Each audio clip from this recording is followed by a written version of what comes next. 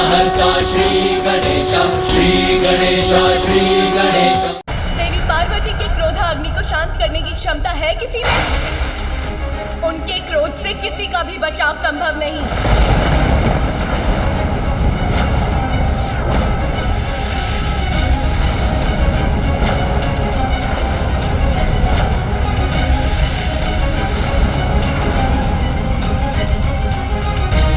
मैं उचित कह रही हूँ ना यमराज?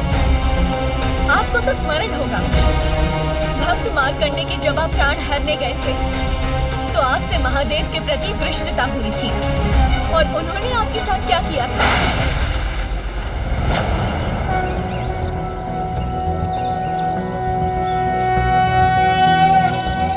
चंद्रशेखर चंद्रशेखर चंद्रशेखर पाहि मां, चंद्रशेखर चंद्रशेखर चंद्रशेखर रक्ष मां, रत्नसानुशरासनं व्रजताद्रिशृंग निकेतनं, शिञ्जनिकृतपन्नगेश्वर मच्युतानन सायकम्, क्षिप्रदग्ध पुरत्रयं त्रिदिवालयैरभिवन्दितम्।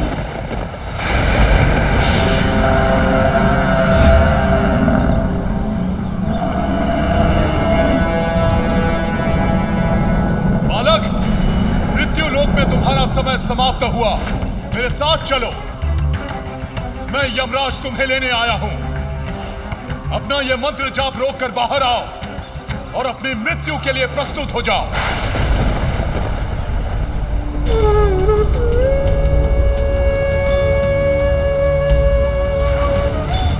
मैं अभी मृत्युलोक त्याग कर यमलोक नहीं जा सकता, क्योंकि मेरे वृद्ध माता पिता को अभी मेरी आवश्यकता है और मैं महादेव का भक्त हूँ, इसलिए आप मुझे नहीं ले जा सकते।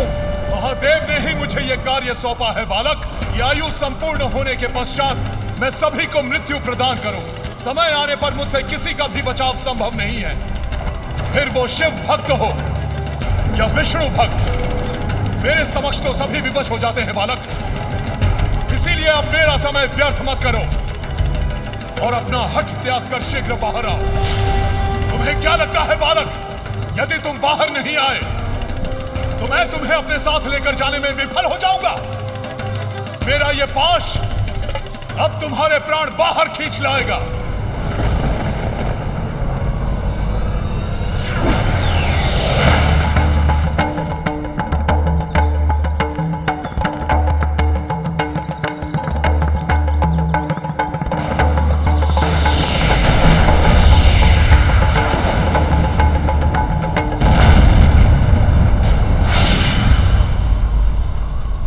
कैसे संभव है? मेरा पाश अग्नि से कैसे प्रज्वलित हो गया? अवश्य ही ये इस मायावी बालक की कोई माया है, किंतु मैं इसे इसका दंड अवश्य दूंगा।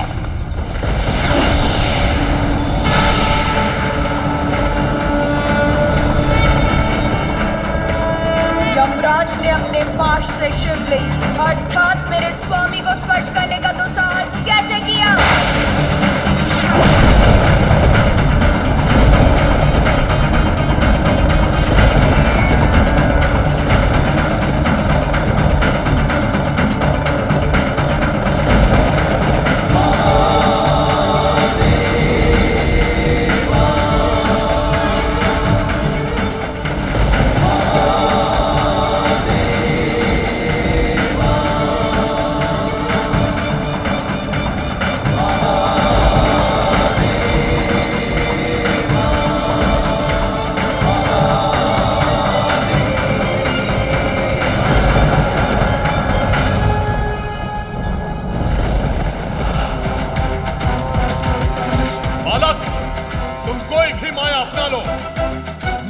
लेकर ही जाऊंगा।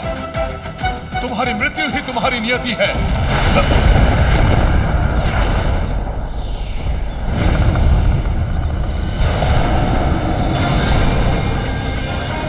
स्वयं अर्धनारीश्वर यहाँ इस बालक की रक्षा के लिए?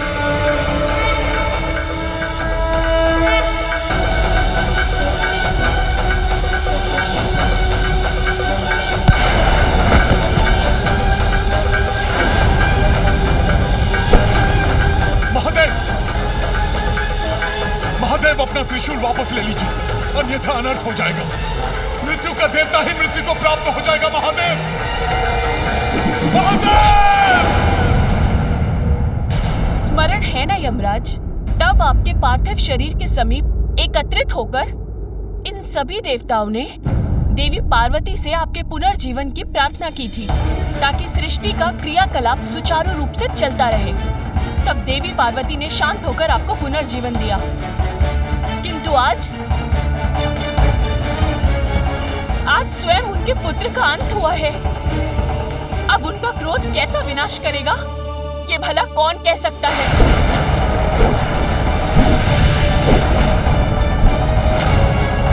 कोई भी स्त्री अपने पति और संतान को हानि पहुंचाने वाले को कभी भी क्षमा नहीं कर सकती।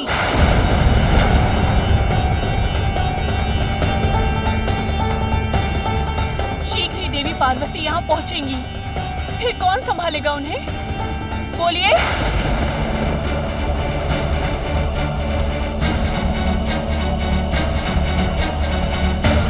हे भोलेनाथ, हमें ज्ञात नहीं था कि ये बालक कौन था। देवराज, आपको ज्ञात नहीं था कि ये देवी पार्वती का पुत्र था, किंतु मुझे तो ज्ञात था ये कौन है।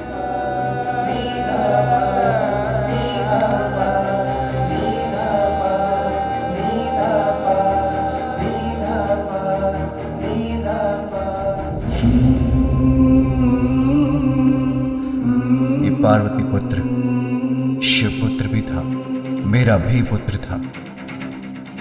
हम दोनों एक ही तो हैं, इसलिए मेरा पुत्र आपका भी पुत्र होगा। एक नारी का अस्तित्व तब तक कहाँ पूर्ण है जब तक उसे संतान की प्राप्ति ना हो।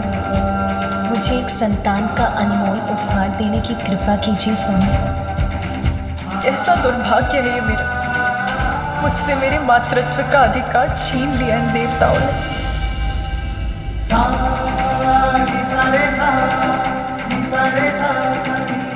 इतने स्वार्थी मत बनिए देवराज।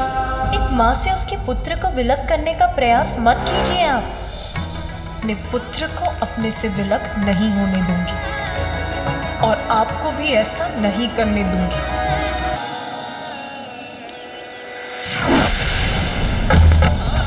ये व्रत आपको अकेले ही करना होगा। इतने लंबे समय तक मेरे साथ से वंचित रहने का कष्ट उठा सकेंगी आप? यदि पुण्य व्रत के लिए ये आवश्यक है तो ये भी सहूंगी मैं।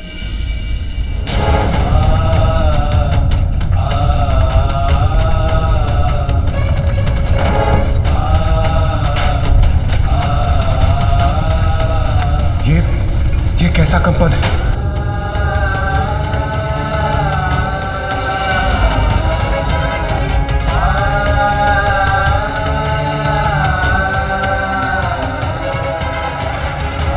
स्थिरता के प्रतीक है महादेव। संपूर्ण जगत उनके उदर में स्थित, और आज जब वो स्वयं अस्थिर हो रहे हैं तो बाहरी संसार में कंपन उत्पन्न होना स्वाभाविक। और यह स्थिरता मात्र कैलाश तक ही सीमित नहीं रहेगी। यदि इसका कोई समाधान नहीं निकला तो यह स्थिरता संपूर्ण ब्रह्मांड को प्रभावित करेगी।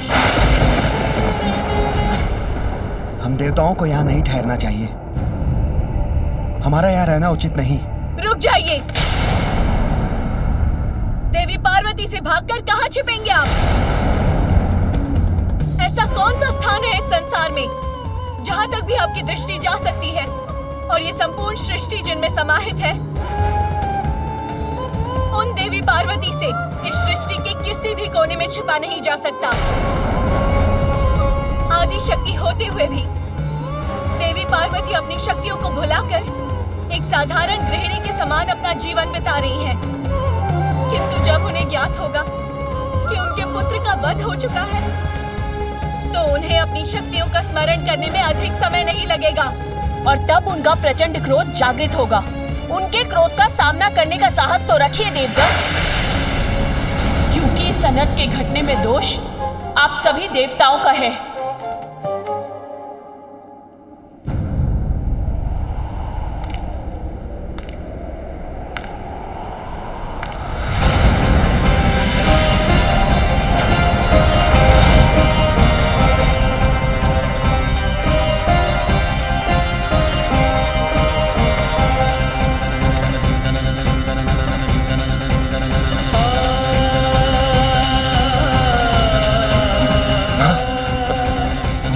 पार्वती तो यहाँ आई गई।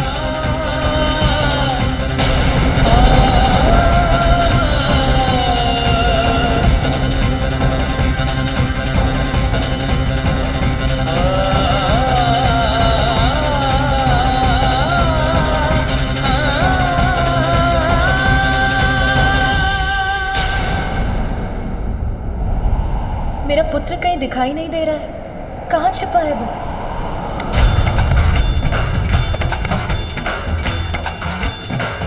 क्या बात है?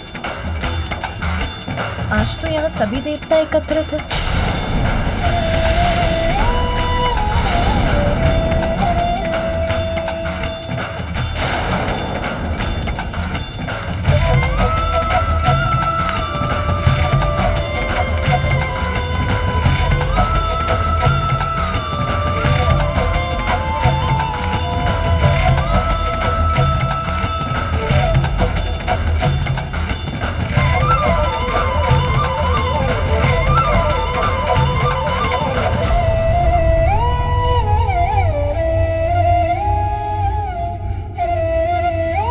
ब्रह्मदेव और नारायण भी यही है।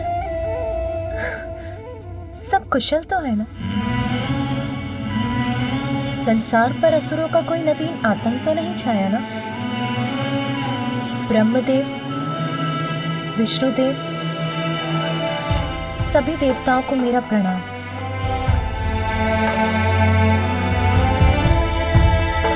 संकट आए भी तो भयभीत होने की क्या आवश्यकता है? आप सभी मिलकर किसी भी संकट के निवारण का उपाय सोच ही लेंगे।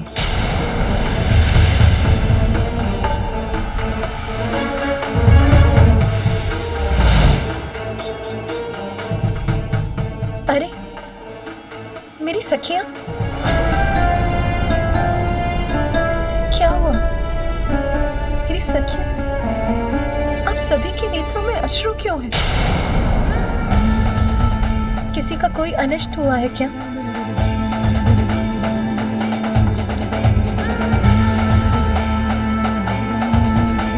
आप सब यहाँ, सबके मुख पर दुख का भाव, इसका कारण क्या है? ये मुझे कोई नहीं बता रहा। अवश्य कोई बड़ी घटना घटी है। मेरा हृदय व्याकुल हो रहा है।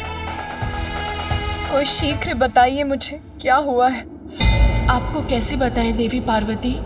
जो हुआ है उसे जानकर आपको कितनी अपार पीड़ा होगी। अपनों ने ही आपके हृदय पर ऐसा आघात किया है।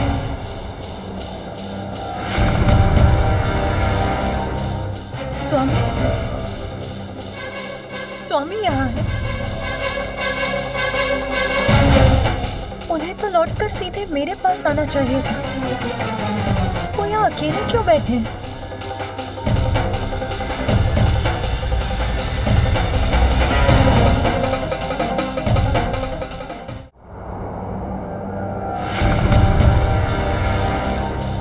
स्वामी, स्वामी यहाँ है। उन्हें तो लौटकर सीधे मेरे पास आना चाहिए था। वो यहाँ अकेले क्यों बैठे हैं?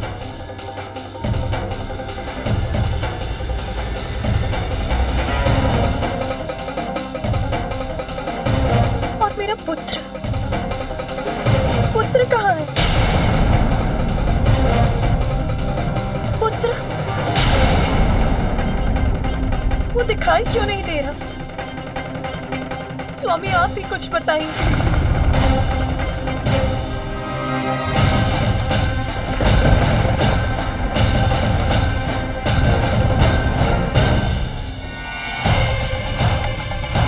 ये क्या है? किसकी आकृति है ये? कौन पड़ा है यहाँ भूमि पर? अब सत्य उजागर होकर ही रहेगा, उसे और नहीं छिपाया जा सकता।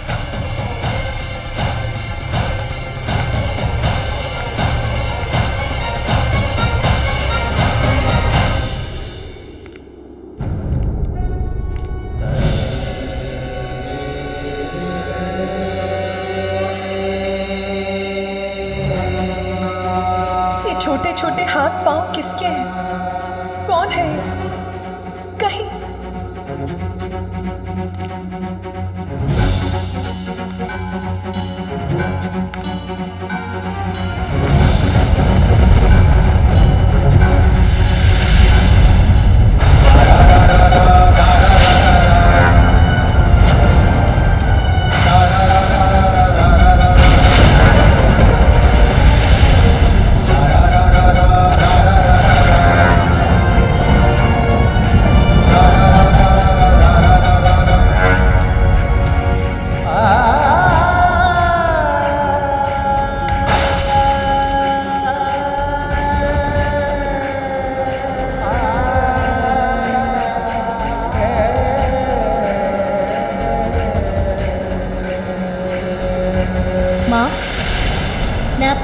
करने, आपको सुख देने आया हूँ।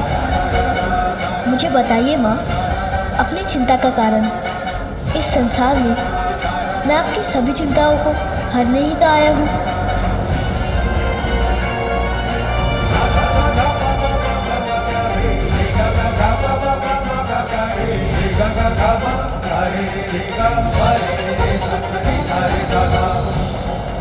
माँ, मैं आपको छोड़कर कभी कहीं नहीं जाऊंगा, सदा आपके साथ ही रहूंगा। मैं ये वचन देता हूँ।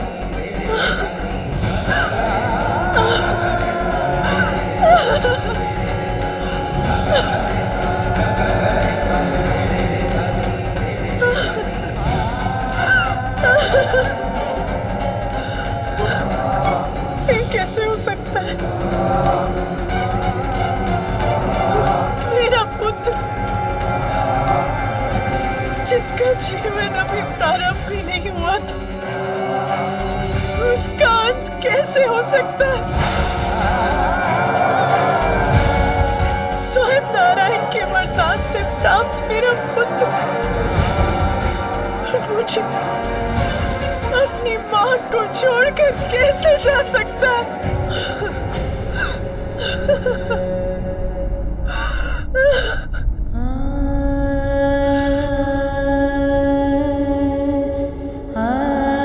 किसने किया ये क्रूरतापूर्ण दुस्साहस?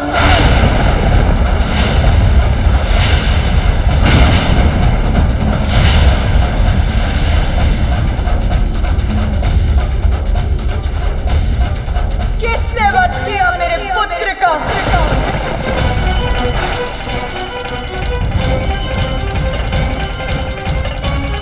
मैंने पूछा किसने?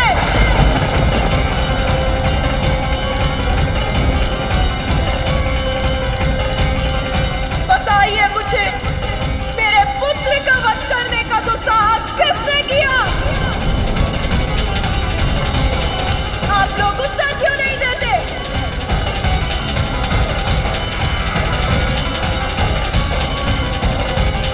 कौन है जिसने यह अपराध किया? कौन था जिसने मेरे पुत्र का अंत किया?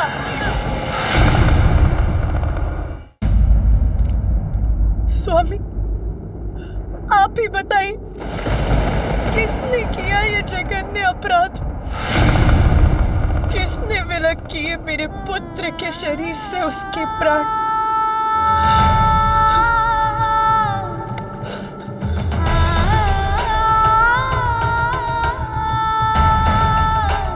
पुण्य व्रत की सफलता के फल स्वरूप ये पुत्र प्राप्त हुआ था मुझे।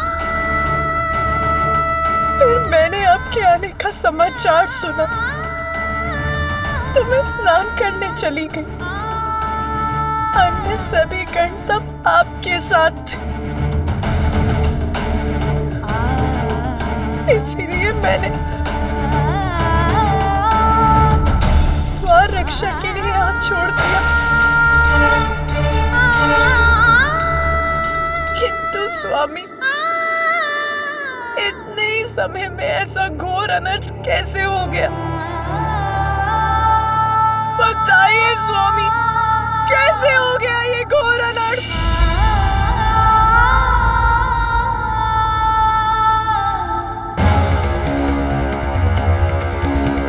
किस दुष्ट का कृत्य है ये?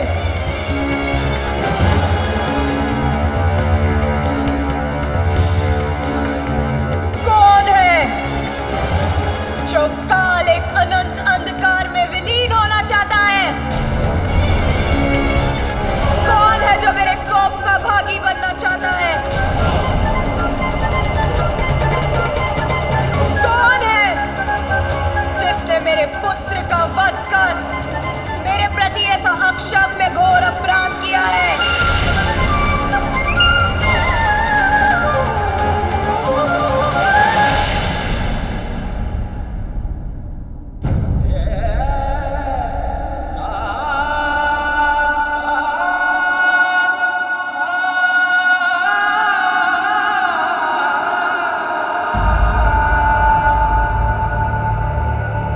तुम्हारा अपराधी हूं पार्वती।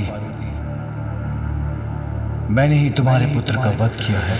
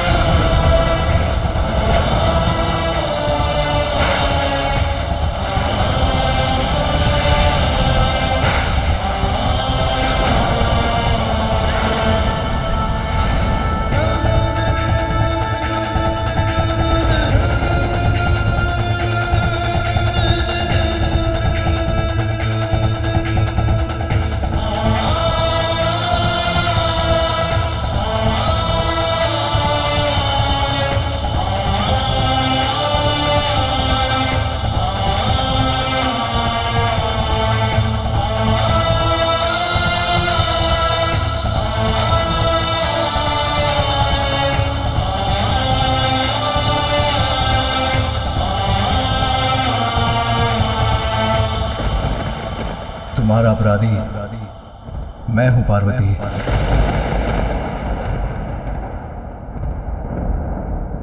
आपने किया मेरे पुत्र का वध, किंतु क्यों स्वामी? ऐसा क्या अपराध किया था उस बालक ने? उत्तर दीजिए। मेरे पुत्र, उस अबोध बालक को प्राणदंड क्यों दिया आपने?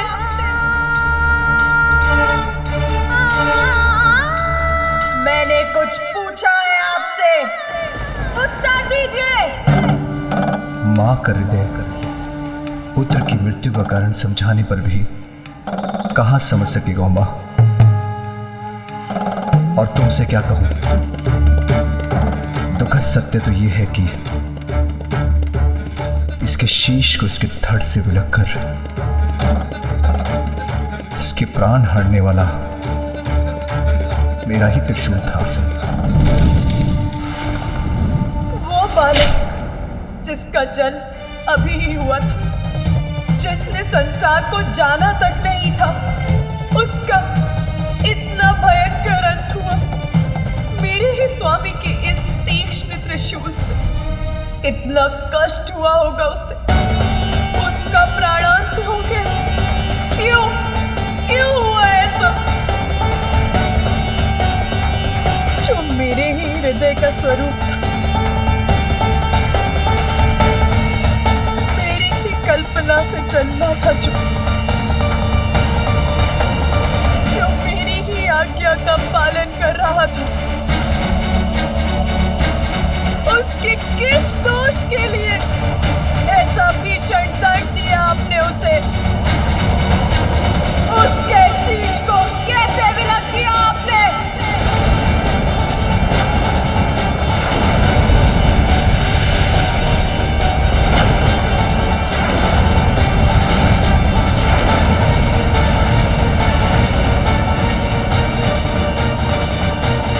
माता महाशक्ति का क्रोध जागृत हो रहा है।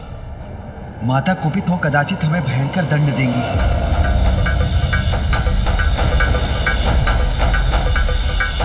जो हुआ वो अत्यंत कष्टप्रद है मां, किंतु नियति के चक्र से तो मैं भी मुक्त नहीं। ये मैं तुम्हें कैसे समझाऊं? हमें क्षमा कर दे माता। माता, हमसे बहुत बड़ी भूल हो गई। माता, हमें नहीं ज्ञात था कि ये बालक आपका पुत्र है। माता, इसने हमें और प्रभु को भी भीतर प्रवेश करने से रोक दिया था। ठहर जाइए, किसी को भी भीतर जाने की अनुमति नहीं।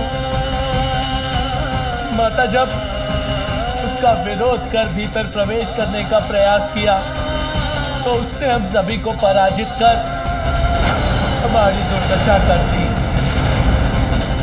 किंतु माता, उसमें दोष हमारा ही है। वो प्रभु ने तो मात्र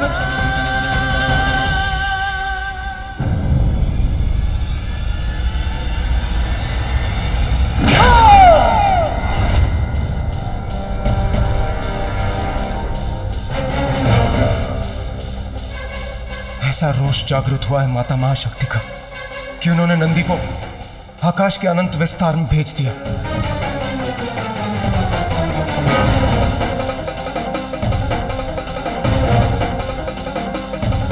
किसी को भीतर नहीं जाने दिया ना मेरे पुत्र ने। आप सभी के अनुसार ये था उसका अपराध।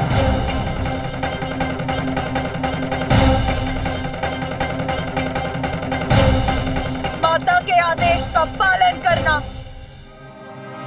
आपकी दृष्टि में अपराध कब से हो गया देवराज? मैंने अपने पुत्र को आदेश दिया था कि वो किसी को भीतर ना आने दे। बताइए मुझे, उत्तर दीजिए। क्या पूर्ण निष्ठा और समर्पण से एक पुत्र का माता की आज्ञा का पालन करना अनुचित है? इसके लिए तो उसे पुरस्कृत करना चाहिए था। और आप सभी ने उसे दंडित करने की स्थिति उत्पन्न कर दी।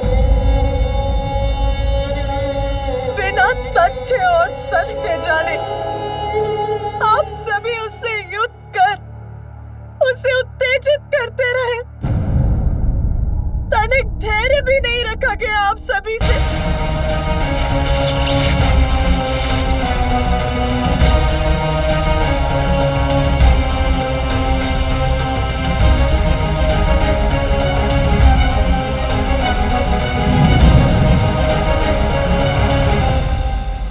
सभी देवता एक साथ होकर एक बालक पर अपना शौर्य प्रदर्शित करते रहे। पुत्र को अपने प्राण देकर अपनी माता की आज्ञा का पालन करने के लिए विवश कर दिया आप सभी ने। क्यों किया ऐसा?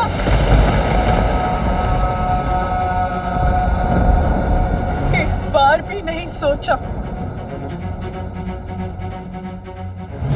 कि जिस असाधारण बालक ने आपको भवन में जाने से रोक दिया,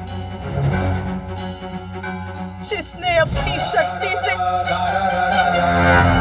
आप सभी देवताओं को परास्त कर दिया, वो कौन हो सकता है?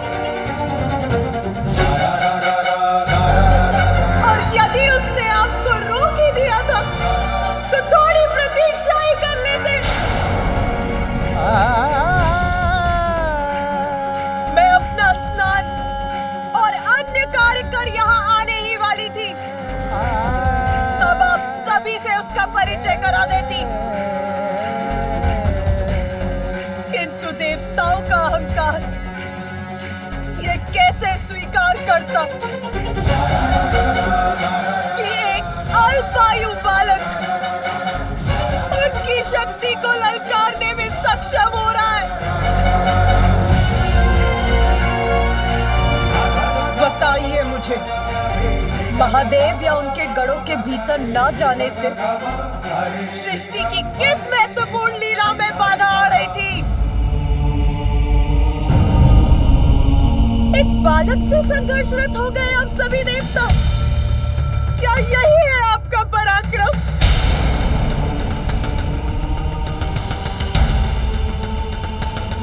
एक बालक से,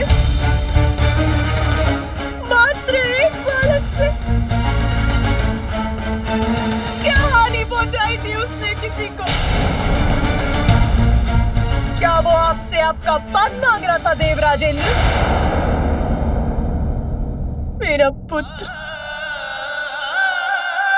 मेरा कोमल हृदय, निष्ठावान, आज्ञाकारी पुत्र मेरा, मेरी अपनी मां की आज्ञा का पालन भर कर रहा था। बताइए मुझे, क्या इस घटना के बाद संसार का कोई भी पुत्र अपनी माता की आज्ञा का पालन करेगा?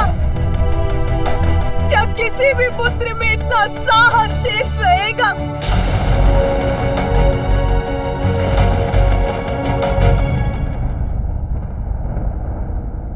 आपको ज्ञात है मैंने पुत्र प्राप्ति के लिए कितनी प्रतीक्षा की है, कितने समय से पुत्र प्राप्ति की प्रबल इच्छा रही है मेरे हृदय में। इसका तनिक भी अनुमान है आपको कि पुत्र प्राप्ति का वरदान प्राप्त करने के लिए मैंने कितने कष्ट सहे हैं? बताइए, है ज्ञात आपको?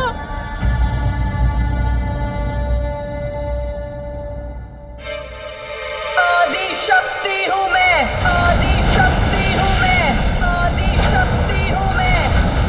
वो आदि शक्ति जो उस समय सती के रूप में भी मैं सदा आपकी ही प्रार्थना में लीन रही, अपने पिता श्री प्रजापति दक्ष के विरुद्ध गई ताकि आपके साथ हमारा विवाह हो सके।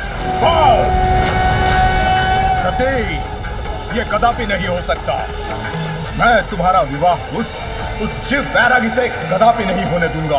अनेकों कष्ट सहे, तब कहीं जाकर ब्रह्मदेव की सहायता से हमारा विवाह हुआ, परंतु उस विवाह के बाद भी मेरे कष्ट कम नहीं हुए। पिताश्री द्वारा आपको यज्ञ में ना बुलाए जाने के पश्चात आपके सम्मान की रक्षा के लिए मुझे अपने प्राणों की आहुति तक देनी पड़ी।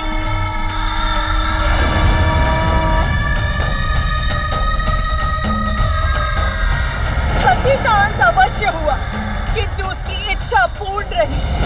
इसीलिए मैंने पुनः जन्म लेकर आपको मनाने के लिए वर्षों तक तप किए, ताकि इस बार मेरे पुत्र प्राप्ति की इच्छा पूर्ण हो सके। किंतु आप वर्षों तक समाधि में लीन रहे, आपको तो इसका आभास तक नहीं था। किसी प्रकार पुनः आपसे विवाह हुआ और वर्षों पश्चात जब पुत्र प्राप्ति की कामना की तो देवता अपने संकट लेकर आप पहुंचे। हमें आश्वस्त कीजिए हे दयानिधान कि आपके और माता पार्वती के संयोग से कभी भी कोई भी संतान जन्म नहीं लेगी। मेरे प्रथम पुत्र को आपने उनके कार्यों में लगा दिया, मैंने कुछ नहीं कहा। मैंने द्वितीय पुत्र के लिए पुनः कठोर पुण्य व्रत तक किया। मुझे एक ऐसी संतान का वरदान दीजिए त्रिमूर्ति के समक्ष गुण हो सके। तथास्तु। पुत्र पाकर एक माँ पुनः प्रफुल्लित हुई तो आप सबके साथ मिलकर स्वयं मेरे स्वामी ने इतनी निष्ठुरता के साथ मेरे पुत्र का वध कर दिया।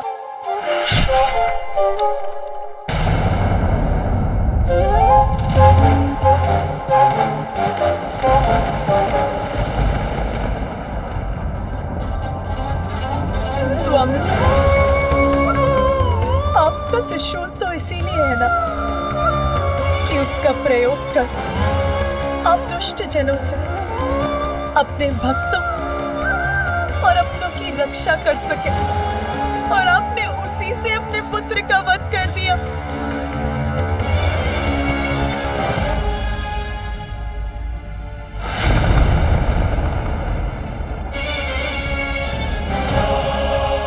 मुझे बताइए महादेव, क्या शीश विलक करने के सिवाय आप कुछ और भी कर सकते हैं?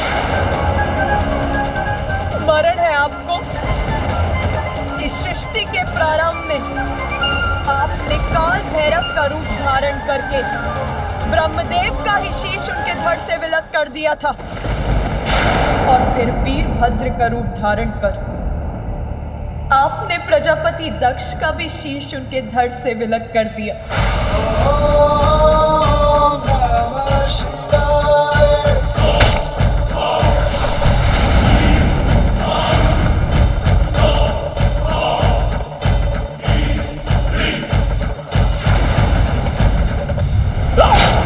किंतु इस बार तो आप सभी सीमाएं लांघ गए।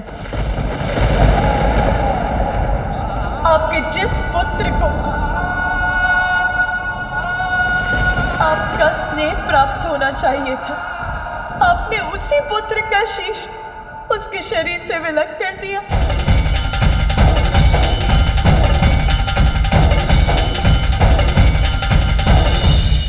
सर्वशक्तिमान है आप, ईश्वर है आप, तो उसका अर्थ ये नहीं कि जब आपकी इच्छा हो आप किसी को भी छत पे छत कर देंगे, यहाँ तक कि अपने पुत्र को भी। इतना भी नियंत्रण नहीं है आपको अपने क्रोध पर।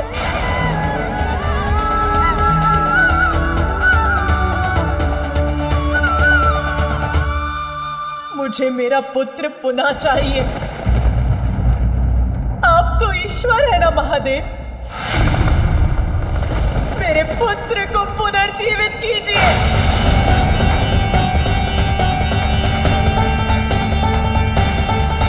उससे पुनः उठकर मुझे मां कहने के लिए कहिए। कुछ करिए महादेव, कुछ करिए।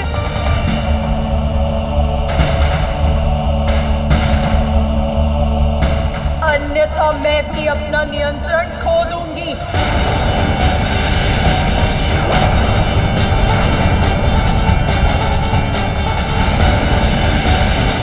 मेरा पुत्र, मेरा प्रिय पुत्र, मेरे सृजन से उत्पन्न हुआ मेरा पुत्र। क्यों महादेव, क्यों क्यों किया आपने ऐसा? क्यों?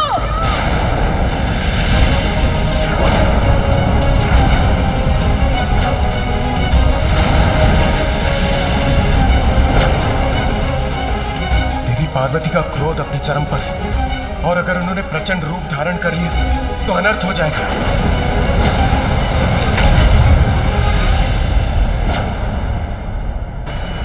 यदि आप उसे जीवन देना नहीं चाहते तो मैं जीवित करूंगी उसे।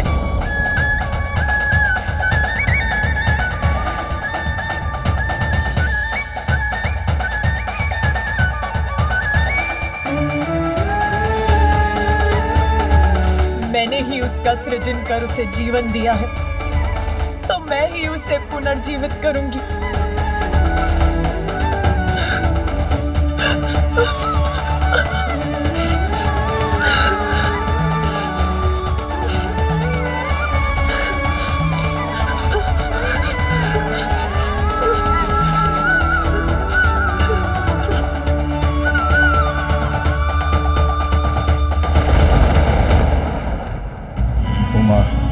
कैसे समझाऊं तुम्हें? तुम्हारे समस्त प्रयास निरर्थक हैं।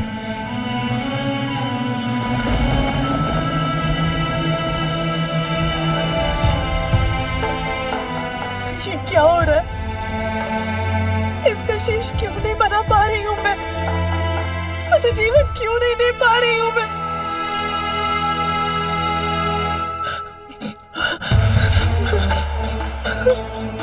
उसके शेष की बस को एकत्रित कर रही हूँ तो वो बिखर क्यों जाती है?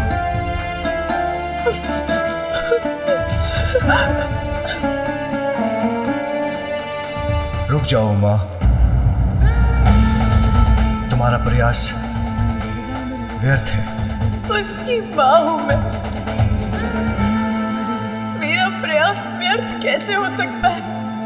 ये शीश मेरे त्रिशूल के प्रहार से भस्म हुआ है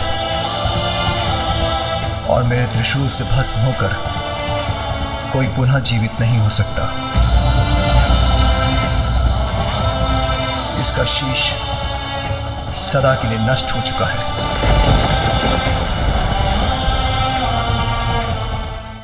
ये शीश मेरे त्रिशूल के प्रहार से भस्म हुआ है और मेरे त्रिशूल से भस्म होकर कोई पुनः जीवित नहीं हो सकता। इसका शीश सदा के लिए नष्ट हो चुका है। तो सब कुछ नष्ट हो जाएगा। यदि मेरा पुत्र जीवित नहीं हो सकता तो संसार भी शेष नहीं रहेगा। ऐसी विनाश लीला उत्पन्न करूंगी मैं।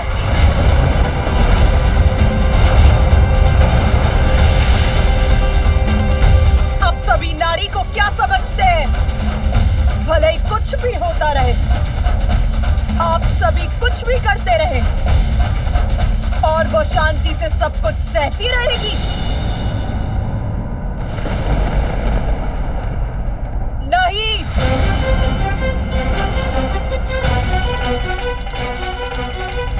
नारी संसार को जन्म दे सकती है तो उसको मिटा भी सकती है।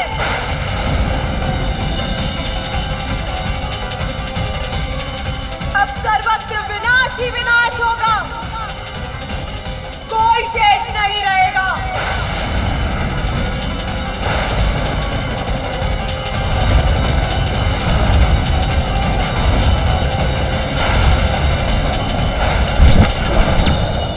महादेव, देवी पार्वती का उग्र होना संसार के लिए उचित नहीं, उन्हें रोकिए। यदि वो महादेव के कहे को अनसुना कर दे तो आप ही उन्हें समझाइए प्रिय। अब समझने की आवश्यकता देवताओं को है स्वामी, जिनकी दृष्टि में पार्वती पुत्र का कोई महत्व नहीं था। इस संहार लीला में मैं भी देवी पार्वती के साथ हूँ।